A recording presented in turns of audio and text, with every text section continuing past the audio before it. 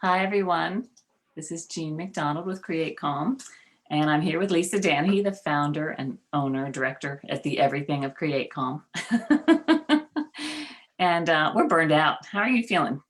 Yeah, we're So, a week into the new year, and we're already feeling burned out. What pressure we put on ourselves, right? We all said, this is the year, this is going to be great. And now we're all like, ah. mine feels more like overwhelmed than burnout, but still, it's kind of the same feeling, isn't it? I think it is. I think, it's the worry about how much longer are we going on like this, whatever this is. The feeling this sense of holding it all together, you know, feeling like things aren't in our control. So yeah, in Absolutely. fact, what was that? I said absolutely, yes, and yes. Well, and I was noticing that even as we were talking, I was getting the feelings. As we were talking about being burned out, as we were talking about being overwhelmed, I felt my breath just tighten up my chest. And I felt this tension in my whole body. And I realized we're carrying that all the time, right? Right. And kids are these little energy antennae, right? They feel everything. And so it's, I can only imagine how kids are feeling these days when the adults around them are so tightly wound and so full of tension and worry. And Yeah, I do know that my own children, my personal children, do soak up any energy I bring, even if I'm not discussing it, which is right, really interesting. that's even harder, right? I mean, you watch something on the news, you walk into the kitchen, you still have that feeling about what you saw on the news. Your kids don't know. They don't know that it has nothing to do with them. They say, "Uh-oh, I feel all this intense energy," right? Yeah. And so it's really important that we talk about how we feel, that we help everybody know. I mean, I've done it. I have walked into a conversation with you and I still have baggage from before and all of a sudden I notice I'm not being the nicest person and it's because it came with me. And so we have to really start to open up to that. So, what do we do with kids in classes to help start that conversation and help them? Right. Well, I mean, it's feeling the energy. It's knowing that we can make energy and everybody around us makes energy. And regardless of what we feel around us, we can come back to a real settled space of equanimity on the inside. And sometimes we want to meet the energy, sometimes we want to diffuse the energy. So, one of my favorite things to do, because it's all about telling a story and making it fun, purposeful play. Mhm. One of my favorite things to do is feather breathing. And so, very often, we'll tie it into a theme of being birds or finding a magic feather. And then, after we've moved a little bit and flapped our wings like birds, we'll sit down and we'll do a breathing exercise that in Radiant Child Yoga we call feather breathing. So, if you happen to have close by a feather, Or you should run out and get them sometime right? And soon. if you don't have them close by, maybe you want to go get them this afternoon. Or you can probably even find a leaf. Sometimes that'll work too. There's other things in your house that may be able to fill in for you. But ideally, you want something that has soft sides and then a firm top. And then you want to take that feather and cup it in your hand. So I like to hold mine with my thumb and my first finger because in our yoga classes, that first finger is your link to your intuition. So I like to open that up.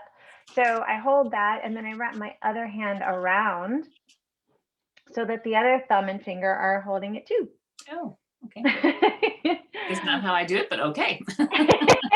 You can hold it any way you want, though.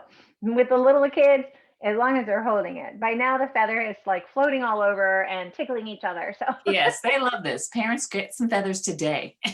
yes, and do not force the holding of the feather before you've had a chance to play with it. So, what you guys don't know is a few minutes ago, I was going like this with my feather and I was blowing it. and letting it fly. And so feel free to play with it. Yeah, feel free to play with your feather first and then hold on to it. Okay. So once you get a hold of it, sit up tall so you can make some room for breath and just start to breathe in and out through your nose and just notice how that feels. Maybe this is the first time in a while you've connected with your breath. And while you're breathing in and out of your nose, bring your feather just a few inches from your mouth and your nose, and you may even start to see some of the pieces of the feather move as you breathe out through your nose. Maybe, maybe not. You might see the air moving them. And then slow your breath down and make a little tiny hole through your lips. And when you breathe in through your nose, breathe in really slow. And as you breathe out really slow through your lips. And make the soft part of the feather just move a little with your breath. Let your eyes be just barely open and looking at that little feather moving. And see if you can lengthen your exhalation. Breathe out a little slower. And even if you're not holding a feather, do that breathing with me now. Nice, slow breath out through that little hole in your lips.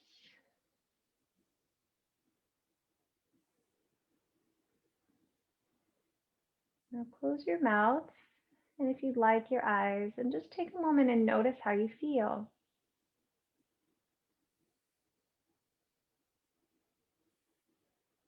And then let your eyes softly open again, or move your gaze to the top of your feather, that stiff, firm part at the very top. And with that little hole in your lips, just like before, now you're going to make a short, quick breath out. So you're going to breathe in through your nose, and then breathe out like you're blowing out a candle. Yeah, good. Keep it going. Pump your belly. Every time you breathe out, to make that puff of air go out, squeeze your belly.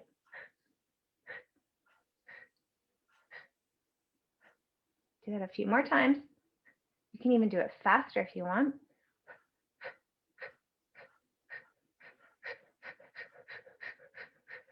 Now take a breath into your nose and breathe it out. Close your eyes if you'd like, or look down at your feather. Sit still for a few breaths and notice how you feel. And then when you're ready, make a little tiny hole in your lips. And once more, breathe in nice and slow through your nose and really super slow out through your lips. And make just the soft feathers blow.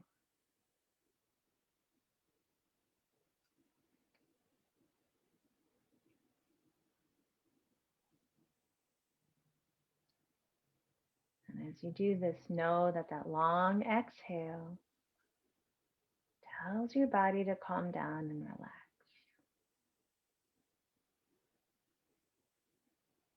Tells your body you feel safe.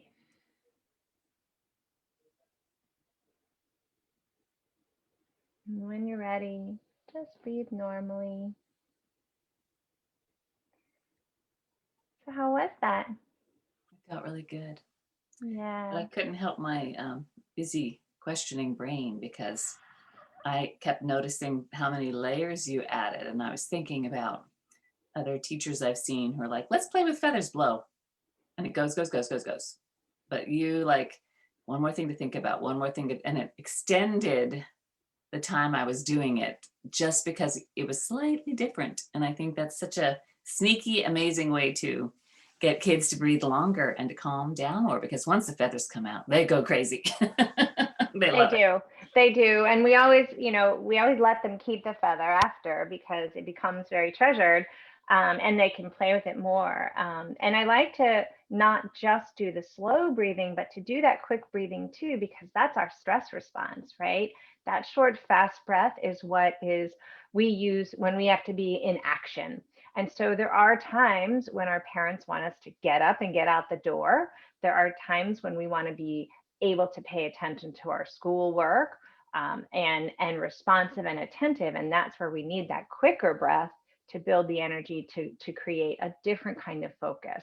And so that energy is still just as important. That quick breath is very important, and it's actually more naturally synchronized to the vibration of a child than the Mhm. slow, long breath. But the slow, long breath is what helps us to get to the relaxed space. So you breathe really fast and then slow, and you waking up at everything, and then you're locking it in. So Yeah, and it's interesting to me that there are a lot of different ways in class that we play with breath, and it's very playful and silly and kind of crazy sometimes, but then we're really just letting them practice controlling their breath. the So breath, useful. yeah, the breath is the only, well, one of the few, I think your eyes also do it, but one of the few areas of the body that has both an autonomic component and a controlled component. Mhm. But what's interesting is the breath, the automatic breathing is in our lower brain, in that little hub of the reptilian brain, the medulla oblongata. Go look that up. Sure, if I can spell it. But the controlled exhalation and that controlled breathing, that's inspired from our higher functioning brain, from Mhm. the frontal cortex, right? And so we have this great ability to not pay attention to our breathing, and our body does it for us. And it actually does a whole lot of work on regulating how much we need and what's going on with the biophysics of the body. So we don't have to think about it, but we have the ability when we want to. And when we want to have more of that connection to our bodies and what's going on around us, we can. Yeah, And that's what this does. yeah. And back to what yoga is all about, right? Union, mind and body and breath and Yeah. wisdom. So to the kids, we're just playing, and to the kids, we're just making silly sounds and making funny movements with our breath. But really, it's all to help them realize the power they have in controlling the fundamental part of what is life to each of Well us. said. I find it so interesting too when I do play with the kids how much they really, really enjoy it and how I can control the pacing of the breath and how I lead it brings them to a calmer place often. And so I use it all the time in my classes to bring the kids back to themselves, to me, to listening. Jean, what you mentioned is so important, because the number one thing that I try to remember when I'm working with anyone is that I can shift my breath, and I don't have to use a single description or a single prop. Your breath is going to come with mine.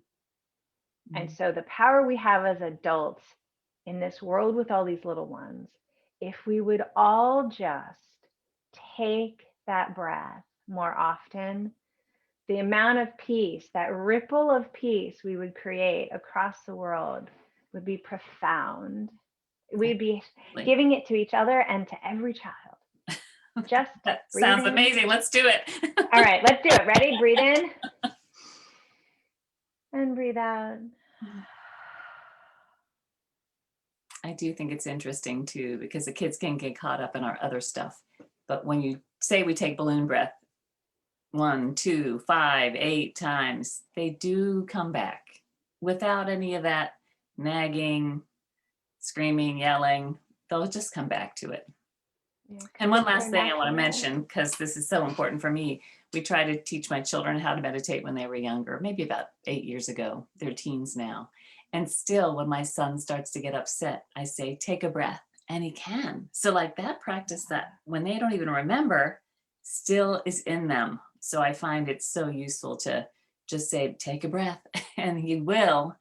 And then we can get centered before something crazy happens. So, Right. And what parents and teachers love about our classes is our classes give them the opportunity to play with those tools in non-real life scenarios yeah. and access those tools in a, not demanding, not critical, not essential way, so that when the essential time comes, you just say, hey, remember? And they go, oh, yeah.